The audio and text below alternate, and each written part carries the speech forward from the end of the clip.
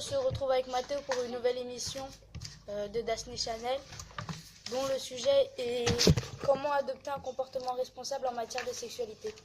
Bonjour, nous retrouvons avec Raphaël pour la contraception. Bonjour, mon but est de vous informer au mieux de tous les moyens de contraception adaptés à chacun. J'espère que l'étude que je présente aujourd'hui en aidera plus d'un. J'aimerais d'abord vous parler du seul moyen répandu par voie buccale de contraception. Il s'agit de la pilule, un contraceptif hormonal. Pour certaines femmes, la pilule est symbole de liberté, mais pour d'autres, c'est un désavantage. Certaines femmes, lorsqu'elles la prennent, peuvent avoir une soudaine prise de poids ou des poussées d'acné. Mais il y a des risques encore plus graves, comme le risque de maladies cardiovasculaires. Il faut également savoir que la pilule ne protège pas des maladies sexuellement transmissibles. C'est pour cela que beaucoup de femmes se dirigent vers une autre sorte de contraception, comme les contraceptifs hormonaux non journaliers à moindre risque. Il y a par exemple les patchs hormonaux. C'est un patch qui se colle à la peau et qui diffuse des hormones à travers la peau et le sang. Il faut le changer toutes les semaines et ne pas le mettre durant la 4e semaine du cycle menstruel. Il y a aussi l'anneau vaginal. C'est un anneau en plastique souple qu'on place dans le vagin. Cet anneau diffuse également des hormones. On peut le laisser jusqu'à 3 semaines et le retirer pour les règles. S'il nous gêne, on peut également le retirer durant les actes sexuels. Si l'on veut un moyen de contraception plus permanent, il y a les implants, que l'on peut garder jusqu'à 3 ans. C'est une courte opération où l'on introduit un bâtonnet cylindrique sous la peau interne du bras. D'une efficacité de 3 à 5 ans, il y a également le stérilet. Il est remboursé par la sécurité sociale. C'est un système intra-utérin en forme de T. Certaines personnes préfèrent la contraception locale.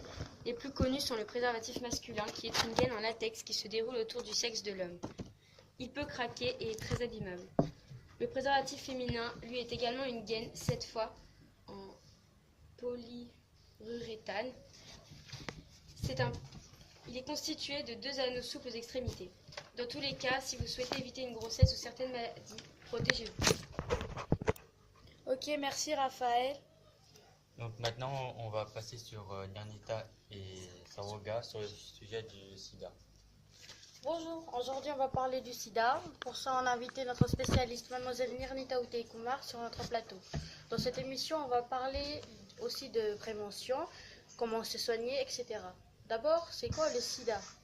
Le sida, c'est le syndrome d'immunodéficience acquise qui provoque une infection virale qui attaque le système immunitaire et l'empêche de fonctionner correctement. Et le VIH, c'est le virus de l'immunodéficience humaine. Il affaiblit le système immunitaire à un stade avancé. Il rend donc l'organisme vulnérable aux infections. On peut être malade du sida ou on peut être porteur du VIH. Vous nous avez donné une définition bien développée. Comment se transmet-il?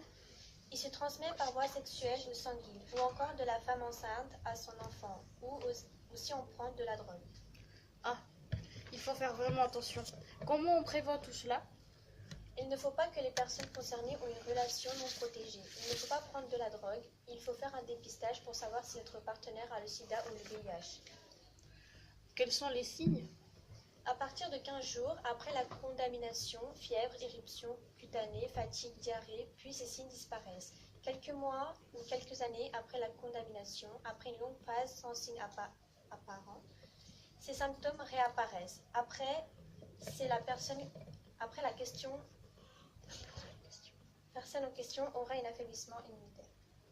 Comment vous pensez que les gens vont réagir quand ils vont apprendre qu'ils sont atteints du VIH ou du sida? Au début, ils seront paniqués, mais aussitôt, le médecin va réagir et va proposer des traitements prouvés scientifiquement. Comment ça se soigne? À ce jour, aucun traitement n'élimine les virus VIH, mais on peut bloquer l'évolution en associant plusieurs médicaments, ou on utilise le traitement post-exposition. Il dure 4 semaines et réduit le risque de contamination. On peut le prendre qu'entre 4 heures et 48 heures. Si vous prenez du temps pour prendre, l'effet du médicament diminuera. On a choisi ce thème ce jour parce que beaucoup de personnes sont atteintes et ils ne savent pas, donc on propose des dépistages gratuits tous les jours. Merci Saroga et Nernita pour votre discours. Nous donnons maintenant la parole à Nawel et Maëva sur le thème de l'avortement. Bonjour, je m'appelle Nawel Mazouni et je fais un discours sur l'avortement. Nous avons aujourd'hui invité Madame Maëva Samé qui a subi un avortement. Nous allons lui poser plus tard quelques questions. Alors, tout d'abord, je tiens à dire que si vous avez pris votre décision, que vous ne voulez pas poursuivre votre grossesse, sans réagir et avec précipitation, il faut cependant être rapide. Le délai légal pour un IVG en France est de 12 semaines. Seule votre autorisation suffit, même si vous êtes mineur. L'interruption volontaire de grossesse ou IVG est un recours pour une femme enceinte ne désirant pas poursuivre sa grossesse. En France, c'est un droit pour toutes les femmes. Une mineure peut y avoir accès à condition d'être accompagnée par la personne majeure de son choix. Rien ne l'oblige à en parler à ses parents. En France, 2 méthodes existent pour avorter. La technique utilisée dépend du choix des femmes et du terme de la grossesse. Il y a la méthode chirurgicale qui est possible jusqu'à 12 semaines de grossesse et la méthode médicale jusqu'à 7 semaines de retard de règles.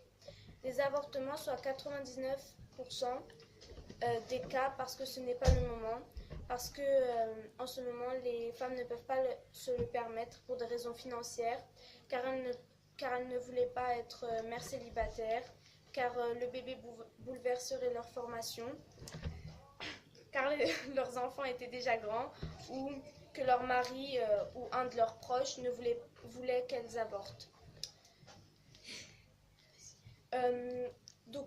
Maëva, expliquez-nous pourquoi avez-vous avorté et quelle méthode avez-vous utilisée?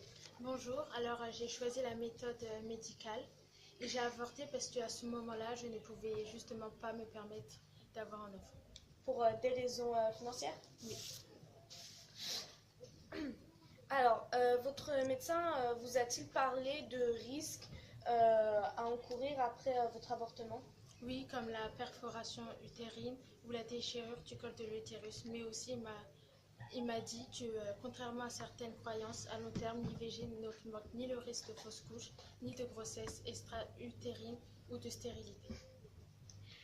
Selon l'OMS, une femme meurt toutes les 8 minutes dans le monde en raison de complications liées à un avortement. Mais ces avortements sont très souvent non réglementés et sont faits par des personnes qui n'ont pas les compétences nécessaires ou dans un environnement non conforme aux standards médicaux minimum ou les deux. Sur les 44 millions d'IVG pratiqués chaque année à l'échelle de la planète, la moitié sont effectuées dans des conditions non sécuritaires. On déplore environ 40 000 décès liés directement à ces avortements et 5 millions de femmes souffrant de complications après l'acte comme des hémorragies ou des septicémies. Les séquelles non fatales comprennent des problèmes de cicatrisation, il peut y avoir aussi une infertilité, etc. Après cet avortement, comment vous sentiez-vous au niveau moral? J'étais très triste, mais j'ai réussi à surmonter cela et j'ai même eu un autre enfant. C'est fini. Merci Nawal et Maëva pour votre article. Donc maintenant, on passe à Gabriel et Vincent. Bonjour Gabriel, pouvez nous présenter votre chronique? Bonjour Vincent, comme vous le savez, le sexe, la drogue et l'alcool sont des sujets très modernes. Ils peuvent affecter tout le monde, surtout les jeunes. Que pouvez-vous nous dire sur la consommation de la drogue et l'alcool? Il y a un niveau relativement élevé chez les jeunes. Quels sont les risques pour la santé? Il y a des risques pour la santé comme les troubles respiratoires et aussi le cancer du poumon et les problèmes cardiovasculaires. Quels en sont les effets? Les effets peuvent être immédiats, en particulier, trop boire de l'alcool entraîne un coma.